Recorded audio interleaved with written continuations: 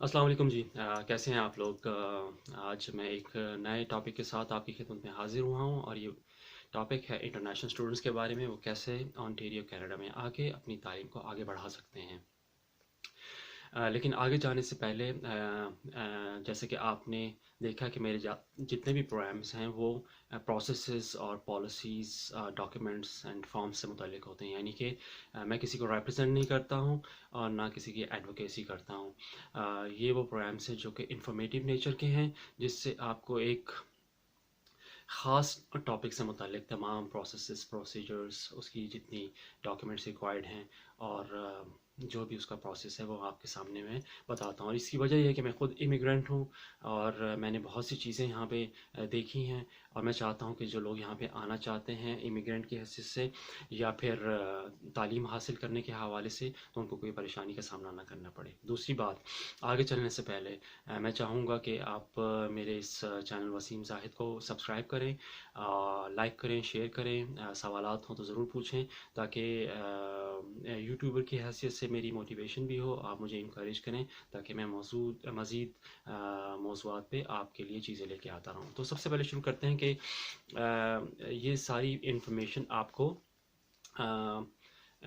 ontariocolleges.ca के ऊपर मिल सकती है और इसके ऊपर जो प्रोसेस होता है उसे ओकास कहा जाता है, ओंटारियो कॉलेज एप्लीकेशन सर्विस, जिसमें इंटरनेशनल स्टूडेंट्स के बारे में भी मालूमात हैं और जो परमानेंट रेजिडेंट्स हैं उनके बारे में भी मालूमात हैं। तो ये जो मौजू है वो इंटरनेशनल स्टूडेंट्स के बारे में है। ये याद रखिए कि ओंटारियो कॉलेजेस में दाखिले के लिए आपको वहाँ की जो एडमिशन की रिक्वायरमेंट्स होती हैं और इंग्लिश प्रोफिशेंसी की, इंग्लिश ज़बान में जो आपकी सलाहियत है उसको साबित करने के लिए तरीक़ाकार से गुज़रना पड़ता है। ये भी याद रखिए कि जो ओंटारियो कॉलेजेस होते हैं वहाँ पे जो हाईली कॉम्पिटिटिव प्रोग्राम्स होते हैं उनमें जो परमानेंट रेजिडेंट्स होते हैं उसको बर्तरी या उसको आपके ऊपर तरजीह दी जाती है। लेकिन इसका ये मतलब नहीं है कि इंटरनेशनल स्टूडेंट्स के लिए दरवाजे बंद हैं, ये बिल्कुल खुले हैं। आप इसे ज़रूर ट्राई कीजिए अगर आप चाहते हैं, तो आप की सक्सेस यकीनी होगी अगर तमाम मराहिल को बखूबी पार कर लेते हैं। यहाँ पे ये भी देख लेते हैं कि जो ओंटारियो के अंदर 26 के करीब पब्लिक कॉलेजेस हैं, उनमें बड़े मारूफ कॉलेज भी हैं जैसे जॉर्ज ब्राउन कॉलेज हैं, कॉन्स्टोगा, अल्गोनकिन, हम्बर, शेरिडन, सैनिका, ये सारे कॉलेजेस यहाँ पे ओंटारियो में हैं और ये इंटरनेशनल स्टूडेंट्स के लिए प्रोग्राम्स ऑफर करते हैं। तो सबसे पहले आप जो है वो अपनी एप्लीकेशन को सबमिट करते हैं और कॉलेज की वेबसाइट, जिस भी कॉलेज में आप इंटरेस्टेड उसकी वेबसाइट पर जाइए और अपने तमाम डॉक्यूमेंट्स के बारे में इंफॉर्मेशन लेके उसका पूरा पैकेज तैयार करके आप उसको कम्युनिकेट कर सकते हैं कॉलेज को और फर्दर कम्युनिकेशन जारी रख सकते हैं। यहाँ पे ये भी आपको बताता जाऊँ कि आप जितनी भी अगर आपके जो डॉक्यूमेंट्स हैं, क्रेडेंशियल्स हैं, वो उनकी ट्रांसलेशन नहीं हुई तो वो करवा लीजिए, उनका तर्जमे करवा लीजिए अंग्रेज़ी या फ्रेंच ज़बान में, और अपने जो पासपोर्ट की है वो पहले पेज की उसकी जो है वो कॉपी वो उसको कर लीजिए। ये सारी चीज़ें आपके पास तैयार होनी चाहिए। ये भी याद रखिए कि आपने अपने जो एप्लीकेशन फ़ी है वो बिफोर सबमिटिंग एप्लीकेशन, उसको सबमिट करने से पहले वो भी आपने जमा करवानी है। कॉलेजेस में स्टार्टिंग के मुख्तलिफ से टाइम हैं, वो मैं आपको बता देता हूँ कि जो फॉल, विंटर, स्प्रिंग की टाइमिंग्स हैं। जो टर्म शुरू होती है, फॉल की टर्म अगस्त सितंबर में शुरू होती है, विंटर की जनवरी में और स्प्रिंग की मई में शुरू होती है। तो इसका मतलब है कि वो प्रोग्राम जो कि आपके अगस्त या जुलाई में शुरू हो रहे हैं अगले साल, तो उसकी तैयारी आप पहले से ही अक्टूबर में उस प्रोग्राम की शुरू कर दें। यानी पिछले साल एक साल पहले ही, काफ़ी महीने पहले ही उसकी तैयारी शुरू कर दें, जब भी आपको उस प्रोग्राम में दाखिला मिलेगा। क्योंकि जो स्टडी परमिट है उसको इशू होने में 1 महीने से लेकर 9 महीने तक लग सकते हैं, और इसका ताल्लुक इस चीज़ से कि आप किस मुल्क से उस परमिट के लिए, स्टडी परमिट के लिए एप्लीकेशन भेज रहे हैं। और आपके पास जो है वो उस डिजिग्नेटेड लर्निंग इंस्टीट्यूट से آفیشیل ایکسیپٹنس لیٹر بھی آپ کے پاس ہونا چاہیے تاکہ آپ اس پرمٹ کے لیے اپلائی کر سکیں. ایکسیپٹنس لیٹر آئے گا کالج سے تو پھر آپ آگے پروسیس کو بڑھا سکتے ہیں.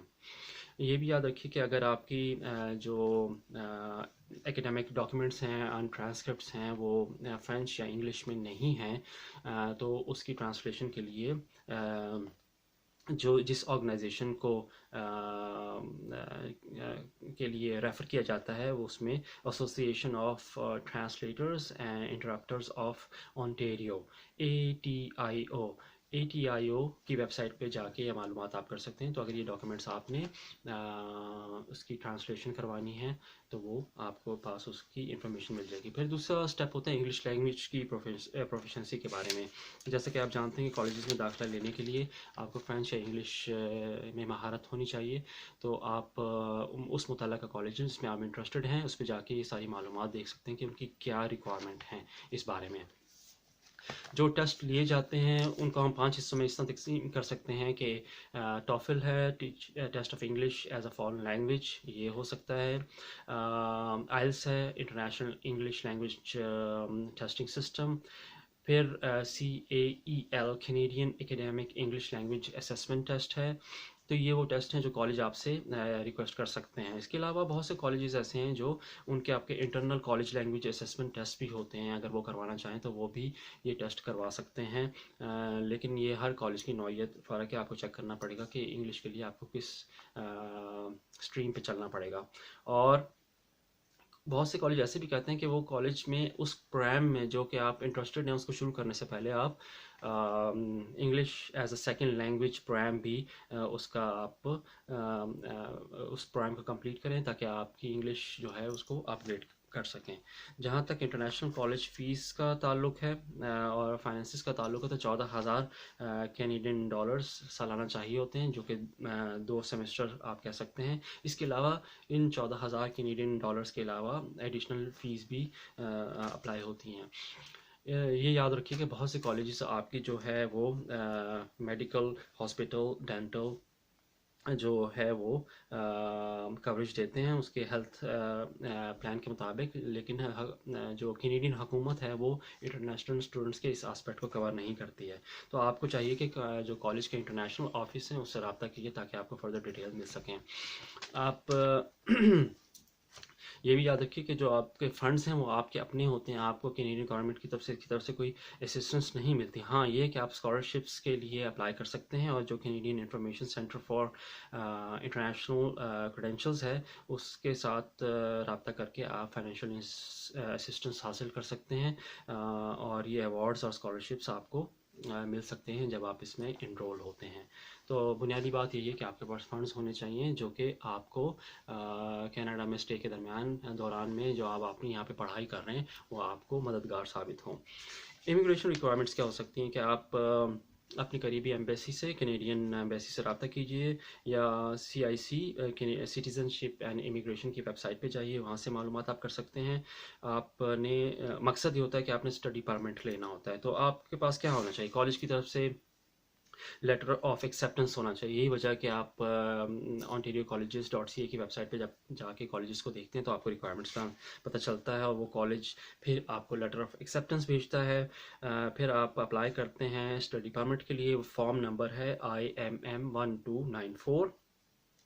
آپ آن لائن بھی کر سکتے ہیں اور جو ہے وہ ویزا اپلیکیشن سینٹر سے پیپر فارم بھی لے سکتے ہیں. اس کے علاوہ یہ ہے کہ اسٹڈی پرمٹ کے لیے آپ کو کن چیزوں کی ضرورت ہوتی ہے؟ آپ کو پاس ویلڈ پاسپورٹ ہونا چاہیے، ظاہر ہے کہ لیٹر آف ایکسیپٹنس کالج کی طرف سے ہونا چاہیے، پروف آف فنڈز آپ کے پاس ہونے چاہیے. یہ اگر آپ کو کوئی آرگنائزیشن اسپانسر کر رہی ہے تو اسپانسرنگ آرگنائزیشن کی طرف سے آپ کا لیٹر ہونا چاہیے. آپ کا میڈیکل ایگزام ہو سکتا ہے، آپ کا پولیس سرٹیفکیٹ چاہیے ہو سکتا ہے. اٹ ڈپینڈس کہ وہ آپ کو کس مرحلے پہ یہ چیز آپ سے مانگیں گے. اور اسٹوڈنٹ اس کے علاوہ بھی ایک اگر آپ CIC کی ویب سائٹ پہ جائیں تو اسٹوڈنٹ ڈائریکٹ اسٹریم کا بھی ایک طریقہ کار ہے. تو اس پہ جا کے آپ اسٹوڈنٹ پرمٹ کی جو معلومات ہیں وہ حاصل کر سکتے ہیں کہ وہ آپ نے کس طرح سے obtain کرنا ہے. اور آخر میں یہ ہے کہ آپ کے جو اپلیکیشن فی ہے وہ آپ نے دے دی ہے، پروسیسنگ ٹائم پھر آپ کو CIC کے ویب سائٹ سے مل جائے گا. تو یہ جتنی بھی چیزیں آپ کو 7-8 بتائی ہیں، یہ اسٹوڈنٹ جو اسٹڈی پرمٹ ہے اس کو حاصل کرنے کے لیے آپ کو چاہیے ہوتی ہیں.